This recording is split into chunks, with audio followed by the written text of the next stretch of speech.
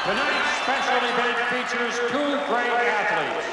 In the blue corner, weighing 221 pounds, a former heavyweight champion of the world, the dancing destroyer, the king of Sting, the Count of Monte Cristo. Yo, you think you got enough names? Patience, Daddy. Almost done. The master of disaster, the one and only Apollo Creed. The crowd anticipating a great fight now as Apollo is in the ring. He's playing to the crowd. In the red corner, weighing even 261 pounds, gold medalist and undefeated world amateur champion from the Soviet Union, the Siberian Bull, Ivan Drago.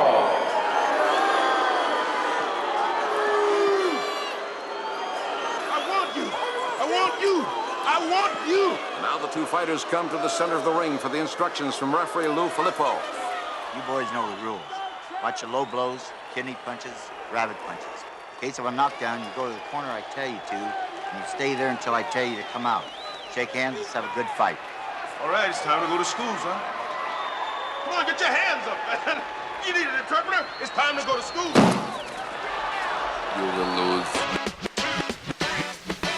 It's Two Dads, One Movie. It's the podcast where two middle-aged dads sit around and shoot the shit about the movies of the 80s and 90s. Here are your hosts, Steve Paulo and Nick Brianna. Hello, everybody. Welcome to another episode of Two Dads, One Movie. I'm Steve. And I'm Nick. And today we are opening up the fifth and final door on the 2025 Dadvent Calendar. And Nick, what movie's behind that door? The most Christmassy movie of all time, possibly. This is 1985's Rocky IV. Rocky IV, starring Sylvester Stallone. And let's start with the big question. Nick, is this a Christmas movie? I think they say Christmas in it twice. So because the Dadvent calendar this year had five windows in it, I thought, okay, maybe let's go a little wild with the next one. I do have to admit to everybody listening, you know, it's 5 a.m. on New Year's Eve morning right now as we're going live. And I know we have a late night coming up tonight. So maybe I was just a little out of my mind. But I do remember in watching this movie that the fight took place on Christmas Day for no money. Yes. And I thought, hey, this would be fun to throw in there. And let's see if there's any other even nods towards Christmas during the entire film. And there are a couple of minor whiffs of Christmas, but I'm not going to... This is not in the rotation with It's a Wonderful Life with the family every year. No, this would definitely qualify as the least Christmassy, most maybe Christmas adjacent movie that we added to the Dadvent calendar this year, and that's okay. We can definitely stretch that definition however we'd like to go. Mm-hmm. Real quick, I think I'm just going to run down before we get further into it. Rocky IV's Christmas bonafides. The bout between Drago and Balboa does take place on Christmas Day. Yep. All right. Yep. When Rocky's son, Robert Jr., is watching his dad box on TV on Christmas Day, there is a Christmas tree behind him. It's visible and it's lit and everything. And the robot is wearing a Santa hat and beard. Okay.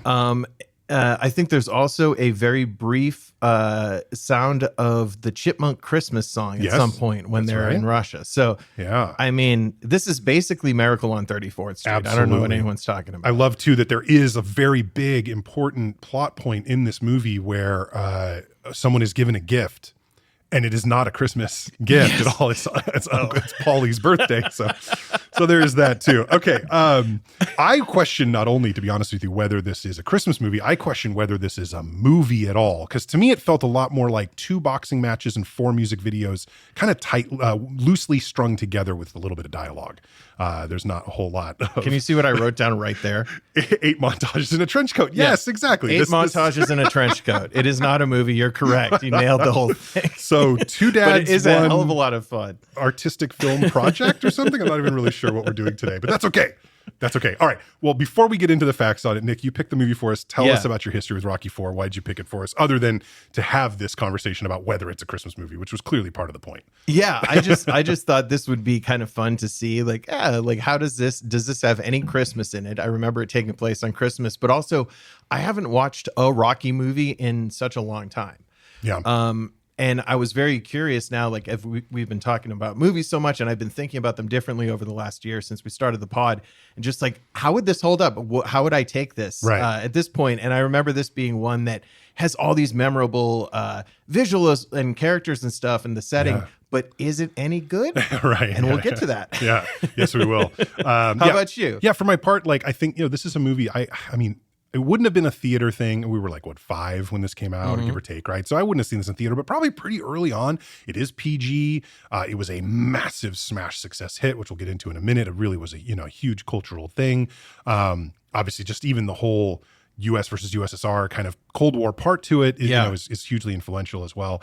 So I probably saw this when I was like 8 or 9 years old on TV or on VHS or something like that. And I've never been a huge fan of the Rocky movies. It's never really been my like wheelhouse. And I always felt that like the original Rocky, where he is the sort of like completely unknown, he's trying to come up and make his name, and he loses to Creed at the end. Like that's the best of the Rocky movies. Right. Everything that came after is like Stallone digging into the character further to see what other pots of gold there might be underneath right after he got at least the nomination and maybe even the win for best original screenplay for the first one. Yeah, like, for the first one. Yeah, so I mean, it was very that was his first acclaimed. golden statue. And so I'm sure he kept, but somewhere along the line, he clearly abandoned that sort of process or pursuit when it came to the Rocky movies for just like, hey, can we make something that's going to make hundreds of millions of dollars? And the answer is, yeah, dude, you can over and over again. Apparently. All right, let's jump into hear the facts. Some facts. Yeah, let's talk about this thing. All right. The movie Rocky IV with a PG rating was released on November 21st, 1985. Sounds like maybe like right before Thanksgiving that year. Not 100% sure. Yeah. Running time of 91 minutes. Maybe crisp. Here's the thing. I'm going to stop for a second because a 91-minute movie, most screenplays equal somewhere around the average one page of screenplay per minute of screen time. That's an average. Okay. Movies that are super heavy dialogue movies will be longer than that per minute, and movies that are almost all action will be shorter than that per minute because action takes up less space on the page. I don't know for sure, and I really now wish I'd looked. I bet the screenplay for this movie is about 40 pages long, give or take, for a 91-minute movie. Yeah. There's just so little dialogue and there's so little action other than like they could literally have put the last 25 minutes in as like boxing match Rocky wins. Like, I mean, that could have been the screenplay. So it'd be interesting to look. I'll have to look back. The movie written by, directed by, and starring one Sylvester Stallone, co-starring Dolph Lundgren and Carl Weathers. Scores. Rotten Tomatoes, 39% rotten on Rotten Tomatoes. On IMDb, a 6.9, which, is definitely below kind of the minimum good threshold, tends to hit right around that 7. We got a thumbs up from Gene Siskel and a thumbs down from Roger Ebert. This was a critically awarded film. Ooh, in many ways, right? So at the 1986 Razzie Awards, it walked home with 4 such trophies. I don't know if they're actually raspberries or what they are. So Sylvester Stallone won Worst Actor, but he did have to share that honor with between Rocky IV and his role as Rambo in Rambo First Blood Part 2. It was a dual award from the Razzies that year. But he also won Worst Director for this movie.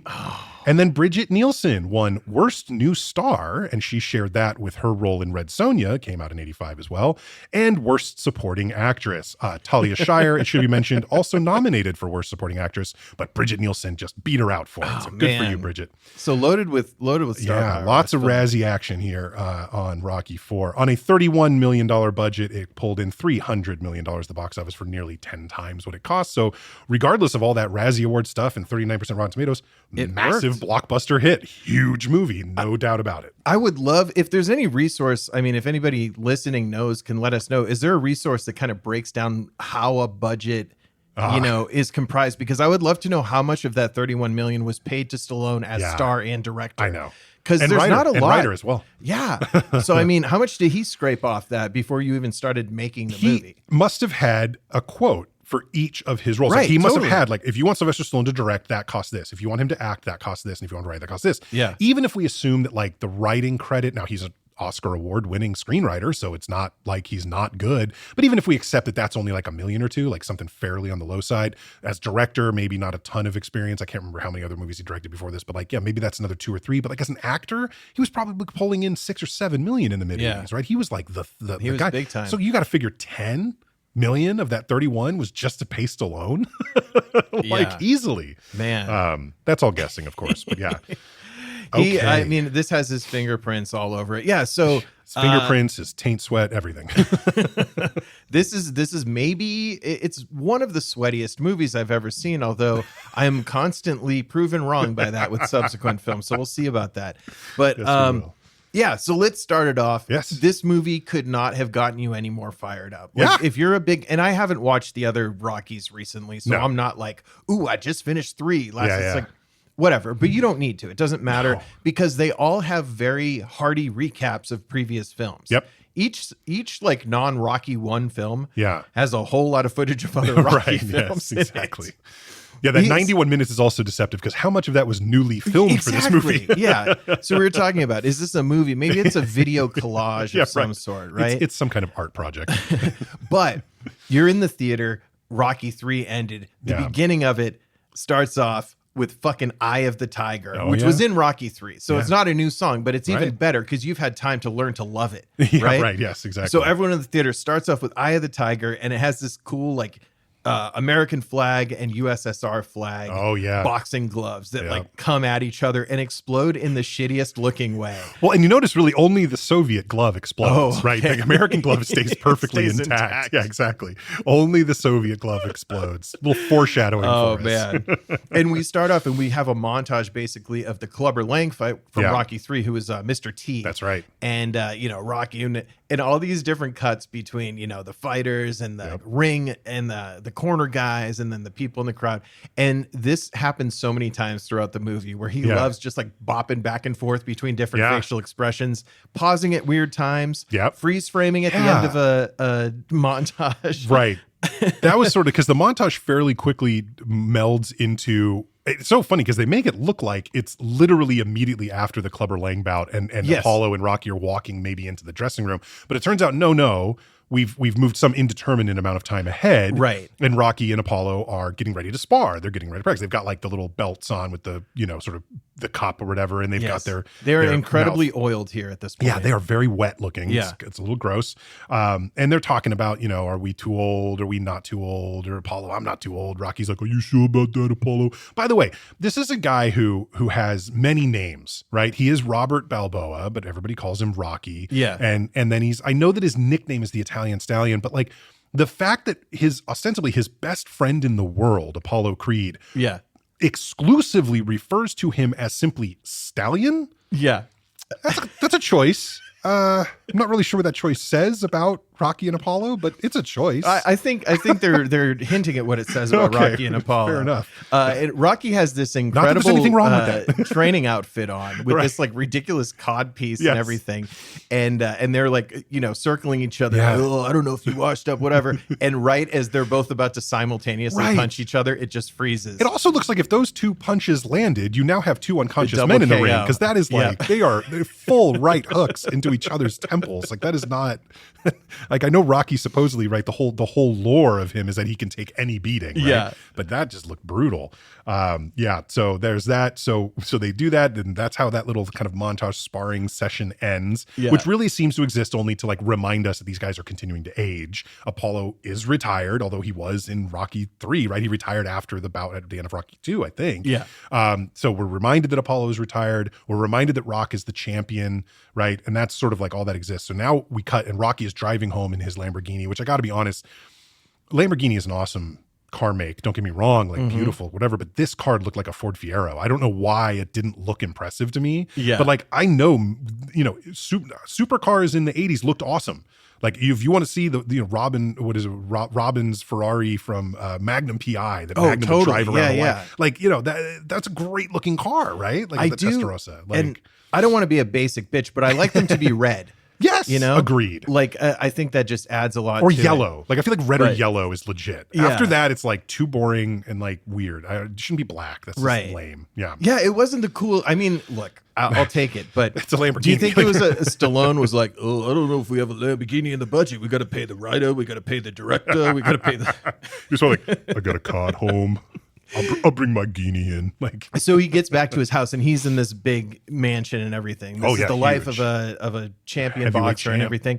And he gets in there, and it's Uncle Paulie's birthday. That's right, yeah. And it looks like it's 11:30 at night, but Yeah. it's probably like 6:15. But it is December, right? Or at least late in the year. It's sometime late in the year. We're not 100% sure yet, but it's like, so it being dark early makes sense. But it is like pitch black It out. just seems, really you get the dark. impression it's super dark. But I do love, he gets there, and Adrian, his wife, is like, "Where have you been?" And he's like, "Getting punched." Yeah.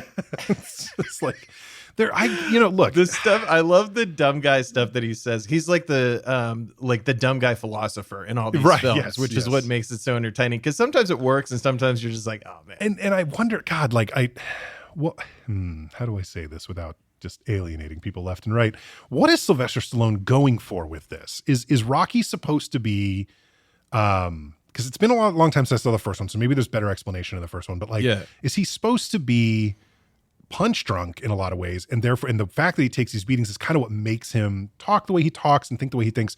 Or is he like, did he start as like a sub 70 IQ and is just like boxing's the only thing he can do? Yeah, I mean, because it's like really he hard plays to tell. him so dumb that it's strange, because there's no real noticeable change in how he's talking in Rocky 4, Rocky 5 versus Rocky 1. No, exactly. It's not, there seem to be a progression, but it's like he really just is almost slurring his words. And it's like, all right, I guess that's what if there's a boxer that started off already punched as much as you could be punched. Exactly. Oh, man. Good stuff. So Paulie is there. It's his birthday. They've been waiting for Rock to come home. And he does, and he's super excited. He's more excited about the birthday than Paulie is. And I should mention too, Robert Jr. has got like a video camcorder or something, VHS camcorder with the brightest spotlight on the front of it. Just put into everybody's face. It does also appear that that's the only light on in the house. The rest of the house is completely dark. So then Adrian comes out with the candles, with the cake with the candles to like blow them out and everything. Wait, Adrian doesn't come out with the cake. Oh no, that's right. Oh my God. You got to see the cake. So out with the cake comes this absolute dog shit robot. Not that it was bad technology for the time, but as far as a device in this film, that is like a season 7 of Alf type decision to bring a goddamn talking robot into the franchise. And this robot comes in, and it looks like, every drawing of every Screech's robot from Saved by the Bell, every fictional robot. It's got like a mantis head. It's almost like the Greys, the kind of alien look, just very strange robot. And it's holding a birthday cake that has a super creepy looking portrait of Paulie on it. Like very strange. Trying to be too accurate. It's like, just do like a cartoon style picture of him. But yeah, this robot is immediately in the mix, and his birthday gift is this because Paulie keeps saying, "Oh, I wanted a Ferrari. Hey, Rock, I thought you were going to get me a sports car." And he's like, "No, instead I got you something that you don't understand and don't want." Would never want, right? So there's this robot, and it's like talking to Paulie and like offering him to get him stuff or whatever.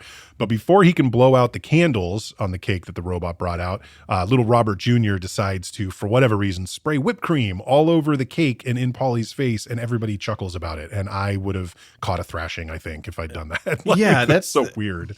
That kind of good-natured fun. Rocky's like, "Hey, I don't have to clean it up. I got someone to do that for me." Yeah, that was wild. And then, we feel like, all right, at least we're done with the cake part of this movie. But no, we're not. Right. Because Adrian is in the bedroom, and Rocky comes into the bedroom carrying the most insane cake I've ever seen in my life. The cake, it looks like a wedding cake, has a bride and groom figurine on it, who are both in boxing gloves, and they're inside a boxing ring. Yes. And he proceeds to tell Adrian, he's like, "Oh, I know it's almost our 9th anniversary. Yeah. You know, the traditional 9th anniversary gift, a discreet warning to your wife that she could be punched at any time." Like, what the hell? My question is, was this the cake topper? Were they doing the like anniversary from the cake topper from their wedding? Dude. But the implications, I mean, this shows you how different 1976 is to 2025, right? Well, this was 85, but like, I know, but if that was the cake topper from their original one, sorry, I'm like, I'm playing 3D chess here. I don't know. But yeah, it was such a weird thing. And then he buys her this watch that like wraps all the way up her arm. Yes. Which maybe is an expensive watch. I'm sure it was at the time. But you just gave her brother a fucking robot that I'm sure costs a lot more. It had to be 10 grand or something, right? I mean, and look, it is, first of all, it's the most 80s ass looking watch I've ever seen in my life. Horrible. And also, why does he keep calling it her prize? He keeps saying, "Open your prize, your prize." What the fuck? Hey, like, I'm a prize fighter. All I know is prize. it almost seems like he literally doesn't know the word present, Yeah. and he's just using the word prize because that's all he understands about what like a gift can look like. Yeah. Damn idiot. Anyway, so after Adrian and Rocky have their little moment with her watch, and she's very grateful and everything, we cut to Apollo Creed in the pool at his house playing with his dogs. How fun does that It look? looks so by the much way? fun. The dogs are God. jumping. He's playing fetch with them. They're jumping in the pool and jump back out. It's like 3 big like Goldens or something. Yeah. Really great looking dogs. And The he's official dog of having a good time. yeah, absolutely the Yeah. Golden. Yeah, second follow up, maybe the Labrador Retriever. Yeah, as for well. sure. Yeah. So anyway, but he's got a little TV, a little like CRT 13-inch television. Doesn't appear to be plugged into anything. Doesn't have any rabbit ears on it. No. But hey, it's working, and it's showing like this news article, or not news article, this news report on TV, and it's all about Ivan Drago, and the Russians are finally coming to America. They're going to participate in professional boxing for the first time. This is obviously back in the Cold War, the USSR, everything, and they were participating in the Olympics back then. But there was always a lot of question marks about whether they were doping or like Right. what kind of training programs that the Soviets were using. So lots of open questions, but. We see information about both Ivan Drago and his wife, whose name I forget, but played by Bridget Nielsen. Mrs. Flavor Flav. Ludmila, I think, is the character's name. But anyway, she is a gold medalist swimmer. He is a gold medalist amateur boxer. And now he is going over to join the professional boxing ring. So this is what Apollo sees. And of course, the Soviet sort of manager of Drago is like, we want him to fight the champ Rocky Balboa right Yep. away. That's what we want to have happen. They're coming after Rocky. Yep. They're bringing their best guy to the U.S. for the first time. And we get a cool little sequence of just showing the power of Yes. Ivan Drago because they have this kind of press event. So it's Yeah. basically Ivan Drago and then 40 guys in white lab coats with like the computer system from Halloween 3 Season of the Yes, Witch yeah. that they had to destroy at the end. And this part killed me too. This is another thing where it's like, why did you say it that way? So they have this like punching Yes. measuring thing, and Drago's punching it to show how many psi his punch is, and his manager promoter guy's like, the average boxer in professional boxer has a punch strength of 700 psi. Right. And then Drago throws one punch, and it said 1850, Yeah. and he said, Drago has an average of 1,850 PSI. It's like an average of one. Come on. Do we know anything about fucking sample sizes here? Steve and I are both statistics guys. This made me It's true. sweat. I didn't love it, but I also didn't love the implication that the guy is actually punching with 1 ton of pound, per square inch. Just give me a break. And then- Like make it more realistic. Oh, if the average is like 800, 700, whatever they said, make him like 1,200. Right. That's still super impressive and doesn't sound ridiculous. And then later, we'll get to it, but Yeah. he's adding like 200 Oh, PSI to his punch 2100. every It's- single time. It's give me so a funny, break. dude. It's So so bad. good. But it's also, they claim up and they're asked by the American press, is there any blood doping or steroid use? Or like, no, he's completely naturally Yep. trained. Da da da da da. Yep. Yeah, right. Wink, wink, nudge, nudge. And the guy says, and there's like different, very good like declarations about the Russian here. Yeah. So one of the things is like, whatever he hits, he destroys. Right. Yeah. So Well, they also ooh. I want to make, because it changes later, they do call him the Siberian Express in the news program that Apollo watched right before we get to that train. I just want to mention it because later he has a completely different nickname. So, but it is the Siberian Express is supposedly what he's called in that news program. So, Nice. So now we cut back to the Balboa house where Apollo has come to talk to Rocky and Adrian, and they're chatting about Drago and about what to do. And Apollo's basically asking Rocky, like, hey, man, don't fight him. Let me fight him. They want to do an exhibition.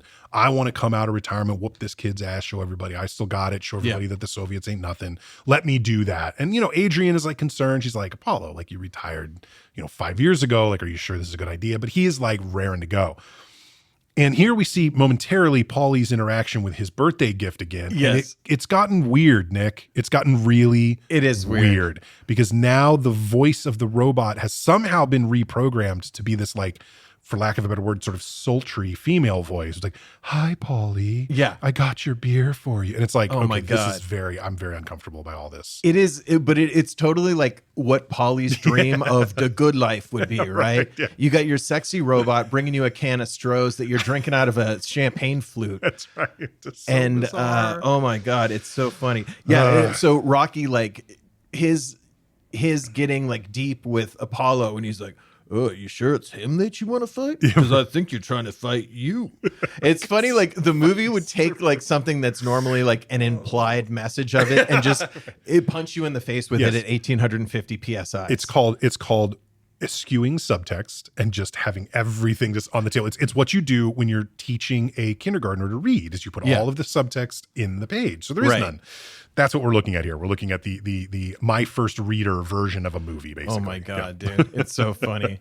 Oh, I thought a subtext was when I told my wife to pick me up a 12-inch meatball from the sandwich shop. Okay.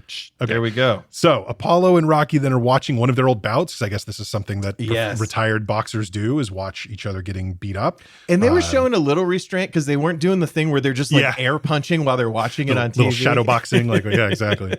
And they chat some more, and it's basically still Rocky kind of essentially trying to convince Apollo that maybe it's not such a good idea. Are you sure you want to do this? And Apollo's like, no, man, like I haven't given up. You might give up. I haven't. Whatever. And then we cut to an Apollo and Drago press conference, right? So now it's Apollo, and in his corner are Rocky and Duke, the trainer, and then I think Paulie might also be there. Yeah. But definitely like he's got kind of his people on his side, and then on Drago's side are his wife Ludmila, and then he's got this manager guy whose name I don't remember, but it's basically the guy who speaks better English, I think, than either Drago or his wife. So he talks for them a lot, and it gets squirrely, it gets a little froggy, they get a little jumpy with each other. It's good. I mean, Apollo Creed, what a great character. I mean, Carl Weathers, he's the Simon Phoenix of this film. Sure. Right? Like except not as psychotic. But I mean that Stallone can't, he does not have the charisma to do this heavy lifting that he needs. A Wesley Snipes, he needs a Carl Weathers to just come in, and he's fucking awesome. Really I mean, that character is so believable as like the way a real guy would like act and make decisions and stuff. And I always felt like good. I always felt like Apollo Creed was intentionally this sort of blend of like Muhammad Ali and Mike Tyson, right? Like he was supposed to be like Iron Mike in the first two movies, where it was almost unbeatable, but he's also got all the swagger, all the float like a butterfly, sting like a bee swagger of Muhammad Ali, and it's a great character. Apollo Creed's a fantastic character, but and there's some good, there's some good back and forth, and Drago doesn't speak during this whole time. True. So Apollo, and he's just riffing or whatever, and they ask Drago a question, he doesn't say anything, and he's like, the man's tongue didn't come through customs. Like he has all these zingers, dude. He is firing off. It's really good. It's like the original like roast, comedy roast. Exactly. Or whatever, and then at the end of the press conference, the last thing is that Drago rips down like a cardboard cutout of Apollo Creed, and then it's like one of those dumb freeze frames again. Yes. And I swear to God, Sylvester Stallone in real life editing this movie was like, hey, come see this, guys. Hey, I figured out how to do a freeze frame.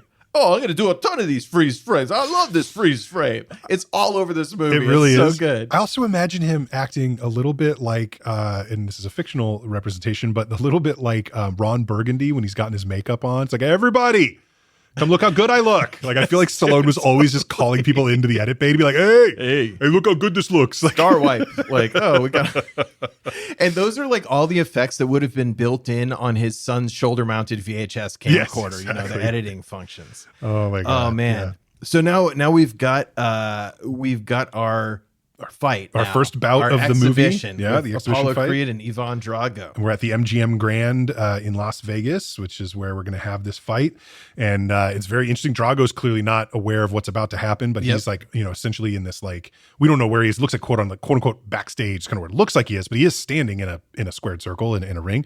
That ring starts rising up into the actual arena where this is happening, while James Brown is performing "Living in America." Now, I love James Brown, and I love this song. Yeah.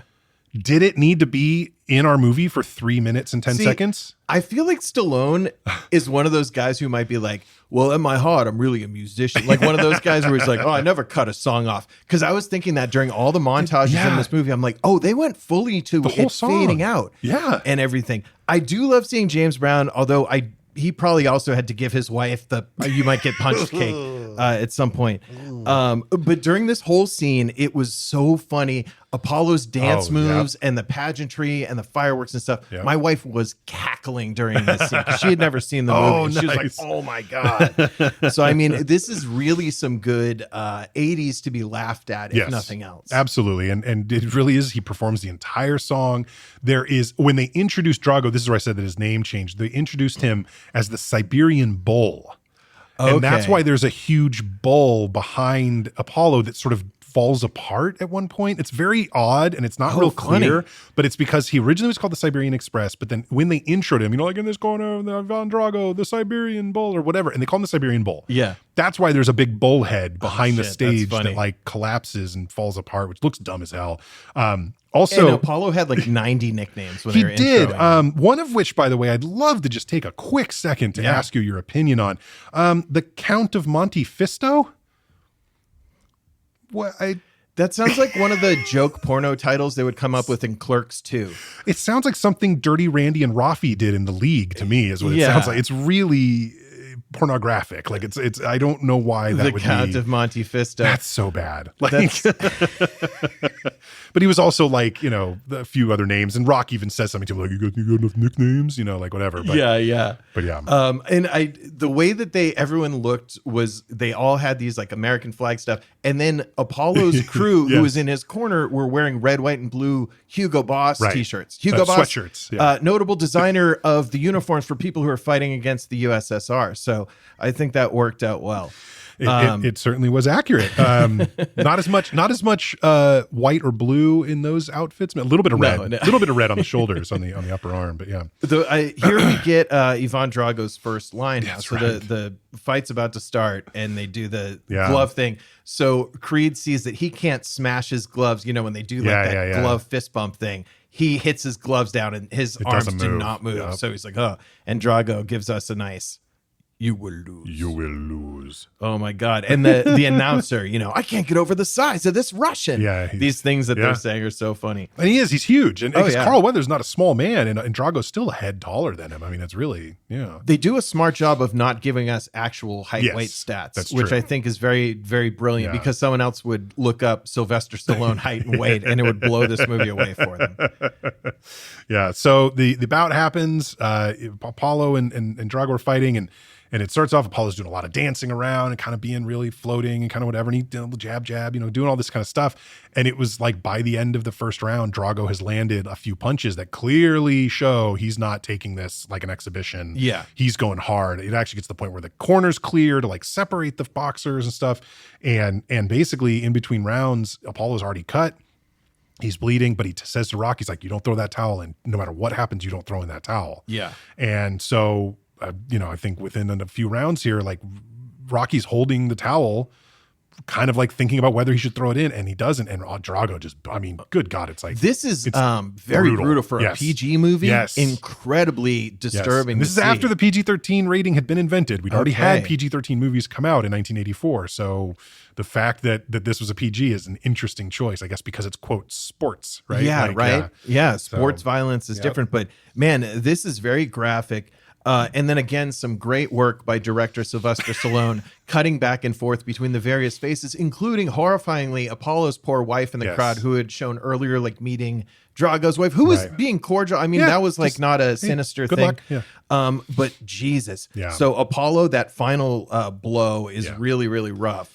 And he just falls straight down on his face. Clearly knocks him out cold when he gets the hit. So when he falls, he doesn't, stop himself or whatever. Everybody rushes into the ring and is like trying to give him air and like whatever. And Drago kind of looks over at one point and catches Rocky's eye. And Drago says, if he dies, he dies. It's very, very good stuff. Really important screenwriting there by Sylvester Stallone. I would love the outtakes of this movie. Just the times where Dolph Lundgren's like, if he dies, I'm sorry, guys. I forgot my line. He has like one line every 15 minutes in this movie. A doctorate in chemistry holding Dolph Lundgren did not screw up his lines, I assure you. I think it's a chemistry doctorate. It's something like that. It is really funny that like in real life, Dolph Lundgren is the smart guy. Yeah. And he's probably the one who's the natural athlete. And Stallone is on roids to look like Rocky in real life. And he's the dumb guy. Yes. Like, it's very fucking funny. So we cut to something that we love here on Two Dads, One Movie. Seems to happen all the time, but a funeral. And yet again, a funeral. It's Carl Weathers' funeral again. Yeah. We've seen this before. Carl, man. Poor Carl, man. We need a movie where Carl Weathers lives. Not anytime soon.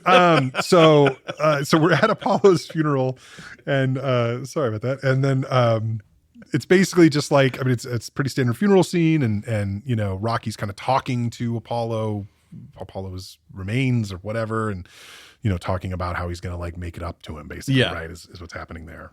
Yeah, and immediately, you know, the media, we're getting kind of a combination of like the spinning newspaper magazine article, a little bit things, of a montage, press conference things, another montage. Jeez, and it's a combination of Rocky being blamed for what happened to Apollo, and then the speculation of like, well, Rocky's got to fight Drago now. Yeah, and Drago wants Rocky, and it's, you know, but they because he did in the first specifically, place. right? They specifically mentioned that.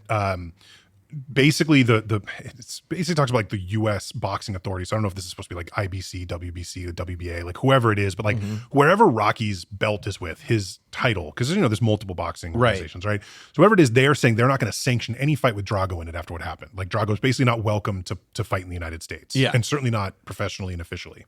I mean, good for them for being moral, as always. Yeah, right. You always trust large sporting organizations to do the right thing. But so Rocky then basically gives up his title. Yes. He gives it up completely in order to be able to fight Drago, which makes no sense whatsoever. But he does agree to that. And so a lot of the headlines are all about Rocky giving up the title and whatever.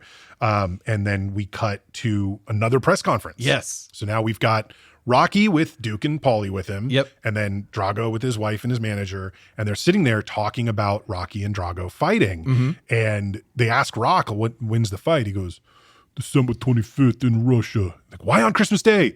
That's when I was told it would be. Like, that's it. Just, he apparently had no influence, no input. Just go be here on Christmas to fight. And it's like, because that's the thing that happens. You know, you have leverage in that situation. You're not a coward if you can't make it across the world on the most important, like, family day of the year in your country. Super strange. But I like the banter again at this stuff where they're kind of talking about, well, your country does this, whatever. So everyone's like saying stuff back and forth. And one of Drago's person says something about like, well, your violent government. And then Paulie was like, hey, what do you call my government violent? Hey, that's one last straw. Now I'm not going to take this. Like, Thanks, I don't know, Paulie. Yeah, right. Like, look, no, I don't think the Soviets had a lot of leg to stand on when it came to calling governments violent, but that doesn't mean they're also, wrong. This whole movie was basically two, of the same things going at each other. Yeah.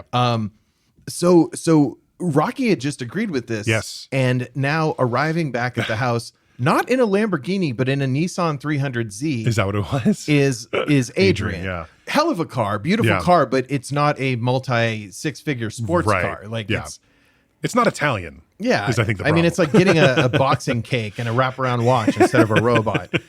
So there's all this press at her house, and she finds out that Rocky had just agreed without asking her. Do they not have like a gate to their like driveway? Because they're literally on their property, all of them. There's like 30 different people. They're all yelling, you know, why is Rocky doing this? What's happening? Are you going to Moscow too? And she's like, I don't know what you're talking about. I know, they're very accessible. Let me get my shotgun. Like, I'm going to stand my ground with you people. Like, get the fuck off my property. It's ridiculous. It'll zoom out, and it's just like the crappy Philadelphia neighborhood he grew up in with that house. Well, I want to stay in the old neighborhood. I bought two apartment buildings and kicked out 17 families so I could build this place. You know, like a real Philadelphian.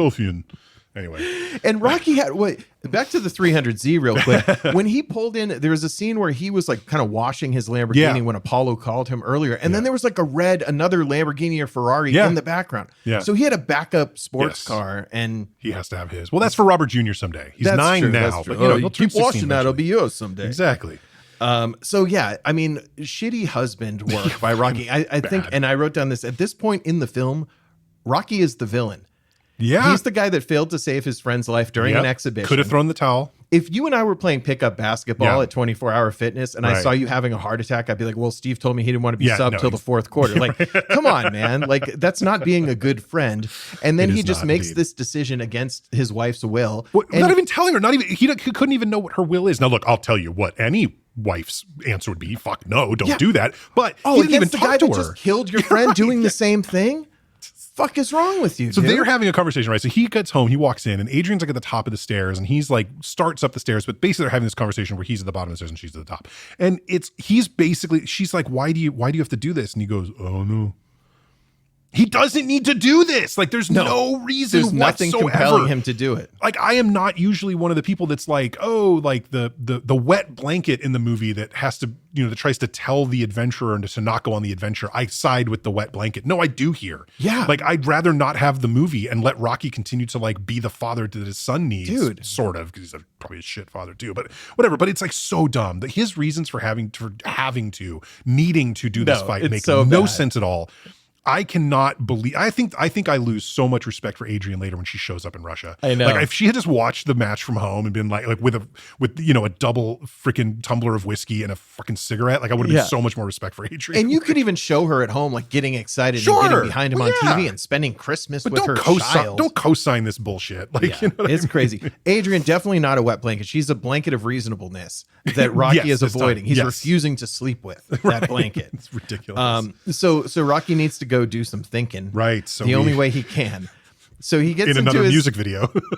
we have another montage here, and he gets into his Lamborghini, which has a vanity plate because he's notably a left-handed fighter. That's right. But you can't fit the entire word southpaw on a license plate, so it says softpaw. Yeah. Just say STHPAW. You can do fewer letters, you fucking idiot. You also could have done SOUTHPA, and I feel like it would have worked better. Southpaw, right? You know, like but he does have a lot of cars, so maybe I'll have some version of that. Well, that'd be even worse then, because then it should be STHPAW1, STHPAW2, That's true. right? It should be, but yeah. Anyway, man. No, one more reason that Rocky's not smart. But yeah, we get. Let's see, I did the math here. A 4 minute and 26 second. Okay, nice. 4 minute and 26 second long music video of him just driving around and thinking about Apollo and thinking about Drago and driving around and thinking about Apollo and running on the beach and hugging in the surf with Apollo. The beach hugs are so fucking. It really funny. like look. It's clear these guys were in love, and that's fine. But I just wish the movie was more explicit about it. These If guys he were had just clearly said in that love. to Adrian, Right. where he's like, "Look, I love Apollo Yeah. in a way that you couldn't understand," and And it I could need to even do- just be sports love or whatever Yeah. on the screen. Who cares? Could be the Ryan song kind of thing, Yeah. right? Maybe. But but he's clearly thinking about Apollo 1,000 times for every one time Yeah. he thinks about Adrian. It's pretty wild, yeah. So yes, we have that, and then we cut next to Rocky basically saying goodbye to Robert Jr. Just like, hey, I gotta go do this. I won't be here for Christmas because I'm an idiot, whatever. But of course, he can't actually say goodbye to Adrian. He sort of waves to her. Yeah. She's up in the window because she's pissed off as well. She should be. Mm-hmm. But he gets into the cab or whatever to go to the airport, and then we cut to them arriving in the USSR. So this part, I think, is where kind of, if you don't care that much about the plot or the Rocky movie, you could start here. This is like 48 and a half minutes in when the plane lands in Russia and we got the in the burning hot, like this like 80s shit playing. And it's like, this is kind of its own separate movie because we get like the chunk of him preparing for the Drago fight, because also kind of for the rest of the time, there's not that much mention of Apollo. Apollo was kind of left behind in the U.S. And I would say if you're not that into the plot, good news, it's done. The plot's over at this point. Basically. Yeah. There is no more plot. No. Like now there's just a fight. There's training and then there's a fight and that's it. Yep. And so we are treated to, I love Paulie. He like slips and falls in the snow at one point, but he's wearing a jacket that he clearly has just pinned like a "Don't Tread on Me" flag on the back of. Holy shit. On the "Don't Tread on Me" tip real quick. This is pretty funny. So there's a guy in my neighborhood who has this big "Don't Tread on Me" flag on a fence in front of his house. And whatever, I don't care. He's a nice guy. I don't like being tread upon, but he built it. The flag is on a fence that the HOA made him build. So he they could be treaded tread on him. upon by Barb and Carol of the HOA, but just not any tyrannical guy. So I love that. Like I will shoot a rocket launcher at the government, but also these ladies can make me build stuff in front of my house. It sounds like that flag should be altered slightly with like the word "please" with a question mark at the end. Like, don't tread on me, please. Like maybe that would be better because tread on me. It's the only way I can get an erection. Maybe tread on me, daddy. Yeah. Like, but yeah, I love Paulie, and I do love Paulie being like, oh, I really got to stick it to these roosters, and he did that. So I wrote that down too. That was super funny. And then Duke is kind of, they have these, the guy who takes them to the house is kind of like, look, this has everything you asked for. And it's this, frozen pipes, like ice encrusted cabin. In the beautiful setting. Well, it's like an Siberia or amazing setting, something, right? although that's not close to Moscow. So I don't know where the hell they are. But I know. And it looks like there's nothing near there. Right. And then he's also pointing to this Mercedes, which has these two shady characters who are like his KGB handlers who are going to be following him everywhere. Where you go, they go. Yeah. Here we get a little bit of Christmas. All right. Okay. We've got the Chipmunks Christmas song playing inside the cabin while Duke is playing chess against one of the Russian guys. That's right. And Duke checkmates him just to show a little. It seems like that. It's actually like there is this man who seems like maybe he's the owner of like the farm they're on that's being like co-opted to put them in. That's who I think he's playing. It's the guy lives there too. It seems like he was the one like chopping firewood when they first showed up or something like that. Yeah. So I think he's the one because I think the dudes in the car just like I don't know. I guess they stay in the car. Like I don't know how that works. Like, they freeze to death. But whatever. Asking way too many questions about this movie. But yeah, so we pretty quickly get to the first of the training montages then, because there's actually 2 in Russia. And I forgot that when this started. It's the funniest thing. It's totally another, he's in the edit bay. I got these 2 training montages and I love them both. I don't know what to do. So this first one is not, it's a song that is just music. Like for the first time we get this big montage and it's not like a pop or rock song. It's just like the score, but it is over 3.5 minutes long. I got 3:36. I think I got. It's crazy. So that's him. And it is neat though. This is one of the pieces I really love and appreciate about this movie is showing that Rocky is performing like the same moves in exercise and training that Drago is, but Drago's are all like these complicated Nautilus equipment and things that are hooked up to machines. Yeah. And Rocky's doing stuff like lifting carts or using an ox, like whatever, a yoke and all this kind of stuff. thing. Yeah, doing all this kind of stuff where it's like he has to do it more, quote, naturally, right? This is also this training montage where we do see that Drago is getting injections of something, and we have to assume those are anabolic steroids. There's no other implication that he is on steroids, and Rocky, of course, totes clean. Natural. Totes clean. You know what's very interesting is during this whole scene, and maybe I'm wrong and I missed it, but I don't think I did. You don't see him eating at all.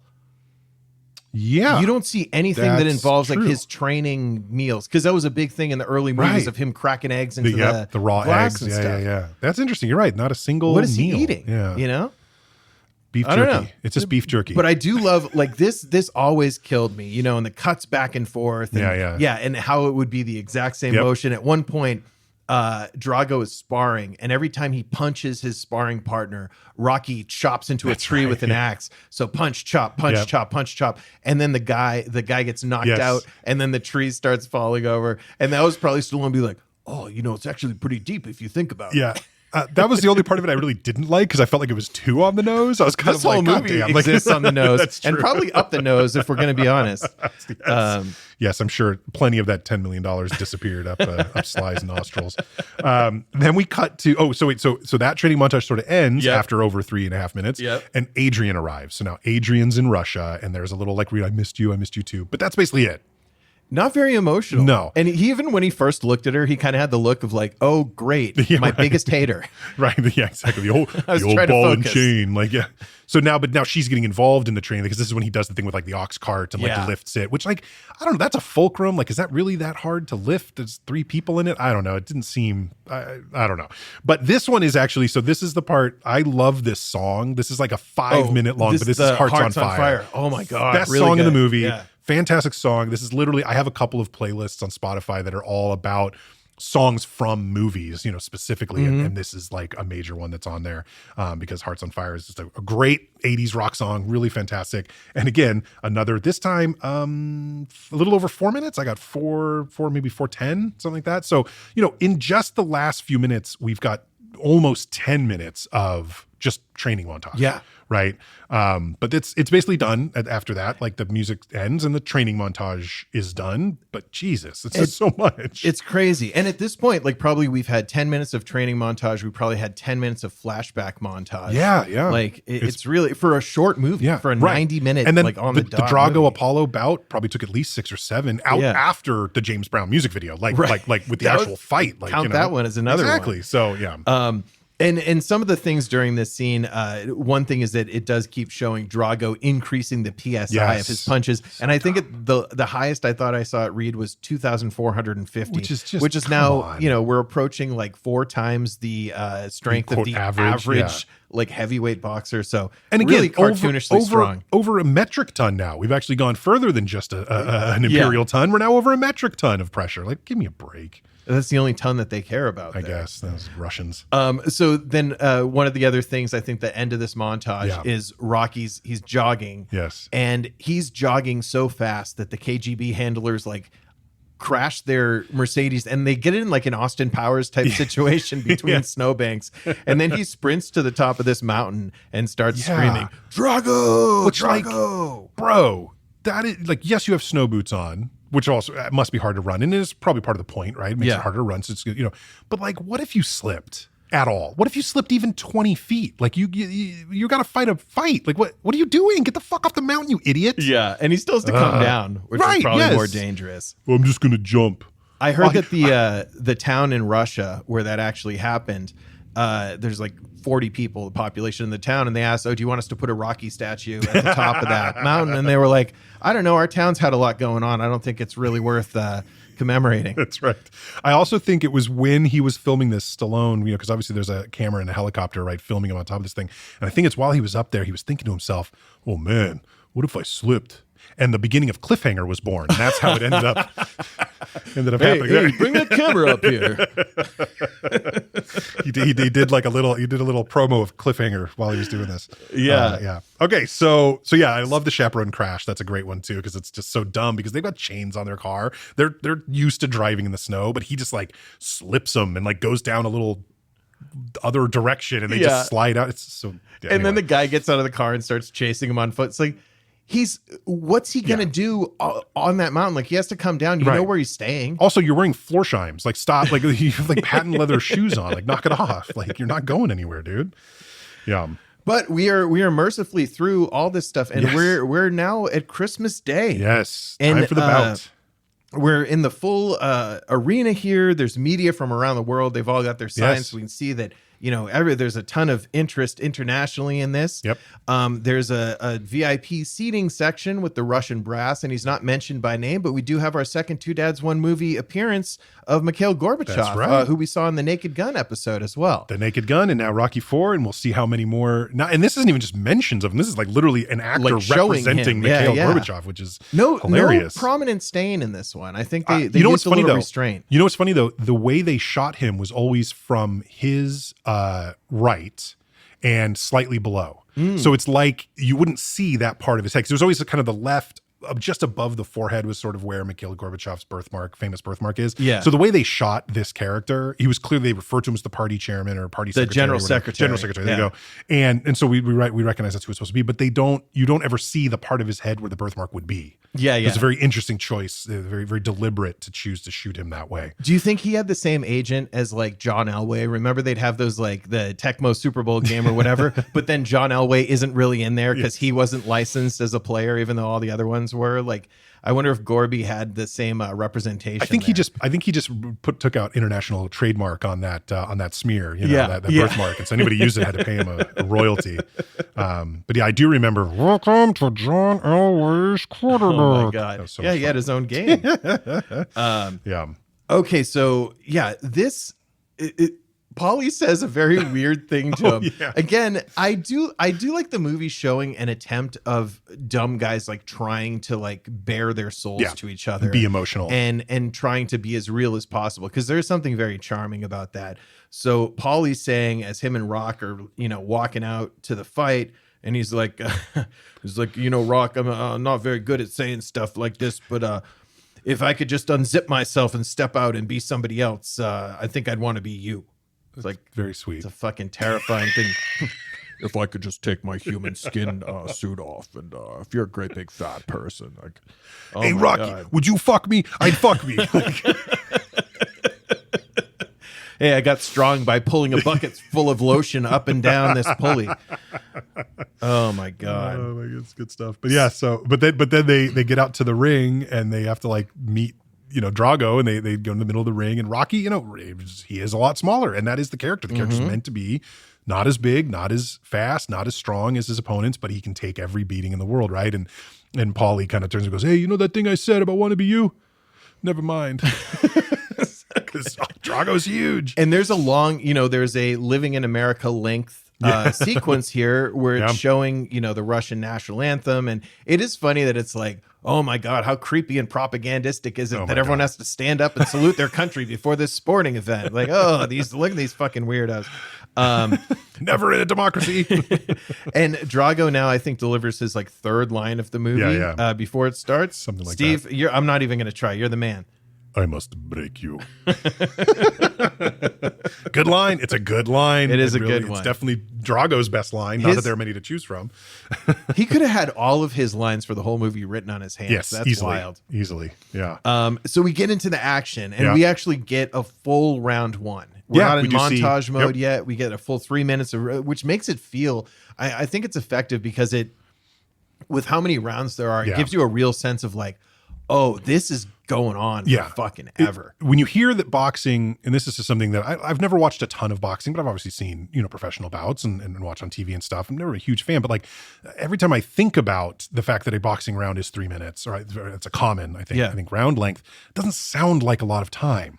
And then you watch two men hit each other for 3 minutes and you go, God damn, this is literally forever. Yeah. This is literally lasting forever. How are they doing this? Then do it 15 times, The thing that I always relate to the length of boxing matches, because I would think the same thing. I'd be like, well, 3 minutes is not bad. It's like, recall every time I've tried to dance at a wedding. For a single did song. I make it 3 minutes into the song, or was I huffing and puffing over by the punch bowl by the end of it? Yeah, for sure. So in round one, like, Rocky is just getting the shit beat out of him. Taking it. I think he gets knocked down 700 times during this Is there no TKO? Because I don't know boxing that well, but I always thought that if you were knocked to the mat, like off your feet on the mat, 3 times during the course of a bout, that was a technical knockout. I think it's 3 in a round. Oh, is it 3 in a round? Yeah. Okay, see, that's what I don't know boxing well enough to know. But if that makes more sense, because he definitely gets hit to the mat way more than 3 times through the whole bout. Yeah. But I don't think we were ever shown 3 in a round. Right. You know what, though, Steve? That does prove that you're a good guy because you do not watch boxing on TV. That's true. I am not a scumbag. Do we have to include this movie in that because that scumbag Robert Jr. is watching His boxing son, on TV? Yeah, his scumbag son and that creep robot are watching boxing on TV. Oh, my God. So yeah, I mean, Rocky and Adrian's already crying here. Right. So like Rocky's been knocked down in the first round. Yeah. Adrian's already like, what the fuck? Well, because she just watched Apollo die not long before in the exact same situation. And then, in the second round, Rocky takes like 2,500 PSI face punches. Right. Yes. Which should undo skull, his Bell's palsy. I don't know. Like, I don't know, like what it would would have some effect, for God's sake. It was horrific, and he's getting the absolute crap beat out of him. But again, we're being shown like mostly this full round. Yeah. Towards the end of the round, though, Rocky turns the tables, and he's able to catch him in the eye and cut him under the eye. And this is important because never during the Apollo Creed fight, and obviously not to this point in Rocky's fight, did we see him cut at all. He never seemed to get any kind of injury from any of his sparring or training or anything. So like Drago is not used to bleeding, it seems, right? And they do make a big deal about that. But from the second round on, it's a lot of blur. We go through a lot of rounds, and it's a lot of the same stuff. It's I punch you, you punch me, I punch you, you punch me. There's a whole bunch of back and forth. Both men are really getting beat up, but Rocky is Rocky, so he's like whatever. Drago is telling his trainer or whatever is kind of yelling at him, and he goes like, he's not a man. He said in Russian, but it's subtitled something along the lines of like, he's not a man, he's like made of iron or something like that, or he's a machine. Yeah, something like that. Eventually to the point where the crowd starts cheering for Rocky, which seems more than a little unrealistic, even given this remarkable performance. Totally. Like, we've spent most of our life around diehard sports fans. They're not easy to sway. No, not. And especially when you're talking nationalistically. When you get to the Olympics, the World Cup, things where there's like, country honor on the line, it gets even worse. Like you don't easily switch. And, sometimes you do see the switch in an instance where their guy is like obviously fighting dirty. Like if Drago had thrown like a fistful of unidentifiable powder into Rocky's eyes at some point in the fight, like that would be a reason to kind of turn on him. Right? So if he was a literal WWF villain, then like exactly. That would have worked. But this is just an if he was honest Chong Li bout from Bloodsport. Here's the thing: it's an honest bout between these two fighters. And one Drago is clearly winning. Yeah, if this goes to decision, it's Drago by a mile, right? Mm-hmm. And they even say that. Duke even says that, because at one point we cut and we actually get close to Rocky and in between rounds, and he asks Duke, he's like, "What round is it?" He goes, 15th, last one. You got to knock him out or you lose. Yeah, and it's the absolute truth. Like the way boxing scoring works, Drago's landed probably 10 times the number of punches and knocked him down so many times. Exactly. So on decision, this is a no-brainer Drago win. So Rocky's one sort of chance to beat Drago is a knockout in the 15th round. Yeah. And in the meantime, like the Russian brass is obviously They're getting pissed, right? yeah. So they're whispering each other, and Gorbachev sends somebody down. Well, it's the manager guy. Right? It's the manager that came to the U.S. He with them. goes It's that guy. he goes to yell at him, Yep. and he's basically in Drago's face. And then Drago does a move I really love. Yeah. Is he kind of picks him up by the neck with his boxing glove on, Right. and holds him out. I mean, It's not easy. imagine that's a tough move there, Yes. and really cool to see him like, and he's just kind of like, I fight to win for me. Yeah. I'm not fighting for this shit. Kind of like, Right. I'm not fighting for the Mother Russia or any of this shit. And the you know? reason that Ivan Drago was not in Rocky V is because he was sent immediately to the glue factory and put out to pasture by the Gulag. Soviet, the Gulag. Yeah, the Soviet General Party or whatever did not like Drago's performance here, and he is gone. Yeah. So sorry to let you know. But yeah, so we get out into the 15th round, and there's it starts off kind of similar where Rocky's taking punches, but he starts turning around. He's getting body blows in on Drago, into the gut, into the kidney, into the gut, whatever. And then it's, couple of I think it's like a really big right hook, or no, it's several, right? It's like right hook. And then I think he gets him one with the left. Yeah. And that's what actually puts Drago on the mat.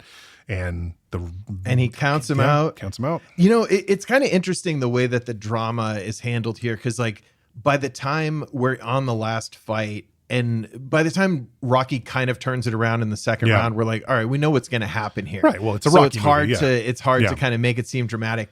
I don't know what would have been real satisfying for the Russian to get, like maybe if he got knocked unconscious or something, because it was kind of one of those, because that's not really how it works out. Like if you don't watch boxing on TV like me, if you're not a piece of shit like me, like it's not a guy just getting knocked out on the ground for 10 seconds. Yeah. They're normally stumbling around or whatever. Yeah. But I was a little unsure at this point. I'm like, oh, is he getting back up or Right. not? But it also didn't feel suspenseful. I was just kind of like, can I be done watching this? Or- Yeah. So this is a thing, like as an example, this is the kind of thing that a lot of people, complain about, like soccer, the ending of soccer games, right? Yeah. Where it's like, you don't know exactly when the ending's coming because only the referee is keeping the actual time. And so there's always like extra time added and it's never exact. It's always like, so you're waiting for the bell to ring, but you don't know like how much activity is going to happen.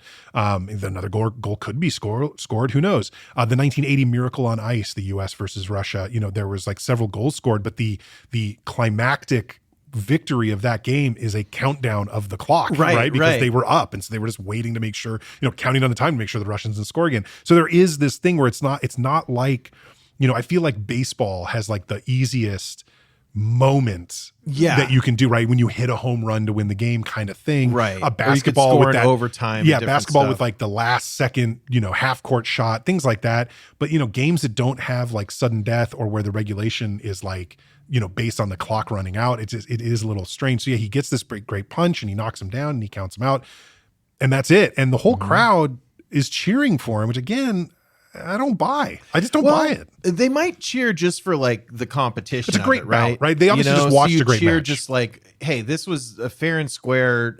These guys both leaving it all in the ring. Right. Like we can applaud that. That's fair. okay. We can cheer that. Yeah. But yeah, it was weird. And so at this point, it was like the movie, it changed a couple times because we're done now. Gorbachev has this look on his face like he's going to have several people killed, right? He's like, no, this is an embarrassment to my entire country. And then Rocky is immediately like after getting punched in the head repeatedly for however many minutes, like fucking hours straight. It's like 45 minutes worth of fighting time, basically. Right. Yeah. Like, oh my God. And then he comes out and he gives like a 3-minute speech at the end. And it's again, great smart guy, dumb guy stuff. I also love that it's one of those moments in movies happens all the time where like a person will say something where the translator present and they'll speak for like, 50 words, and then the translation is like, dude, and that's it. Like one little thing. Wayne's like, World 2 type shit. Yes, dude. exactly. Yeah, that was really funny. So he's giving the speech, and he's just basically, he's got the translator. He's like, I can change, you can change, we can all change. Everybody can change. Does not mention Apollo at all. Nope. This was for Apollo. Nope. He gets a standing ovation. Okay, from the crowd, including a standing ovation from Gorbachev, right, from the who secretary. then, allows all the other Russian brass to stand up and stuff.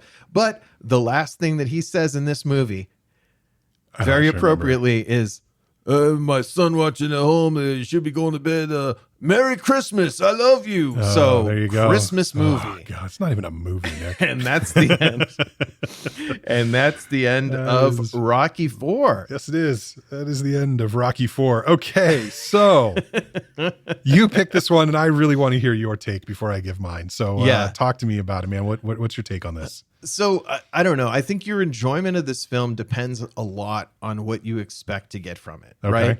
Like if you go to a super fancy restaurant, you spend like $75 on a cocoa van or some like super, some artistic, some very technical dish or whatever, you expect a certain thing. Sure. But if you go somewhere and they're like, oh, they got carne asada fries for $8.50. Hey. Like, this is a decent plate of carne asada fries, this movie, Okay. I think this movie, it actually kind of follows the trajectory of a Rocky fight. Like me as the audience am Rocky, okay?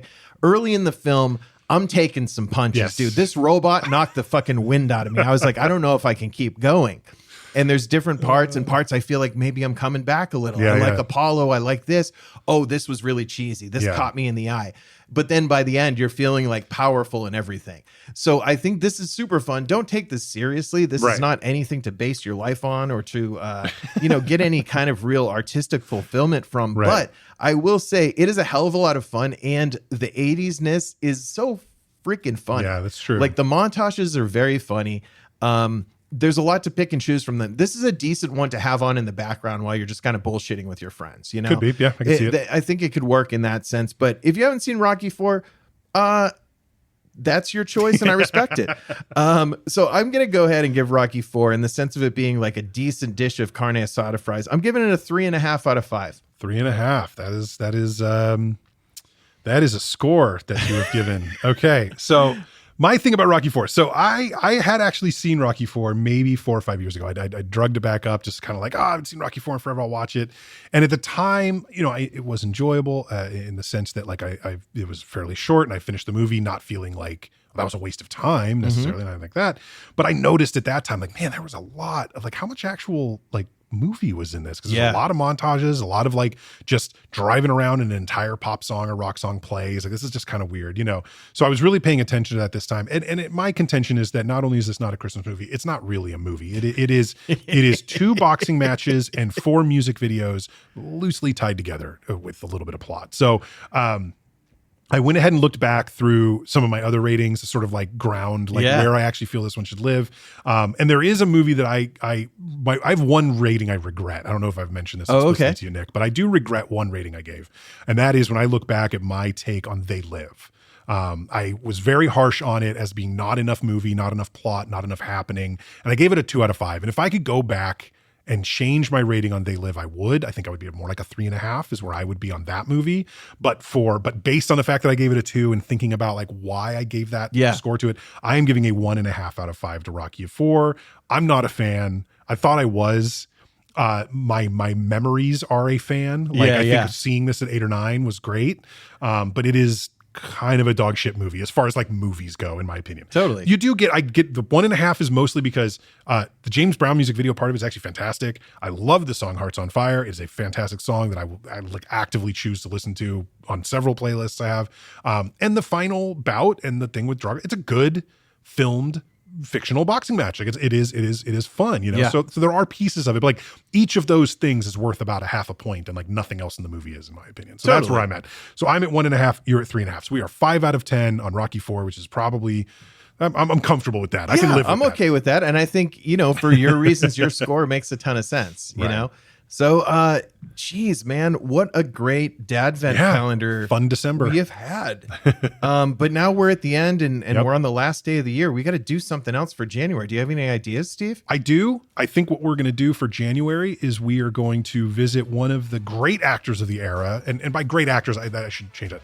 Not great actors. One of the most fantastic movie stars of the era, of the 80s and 90s. We've already seen him once in Terminator 2. We're going to spend all the month of January with one Mr. Arnold Schwarzenegger. We're calling it Janu-Arnie. And we're going to watch 4 consecutive Arnold Schwarzenegger films.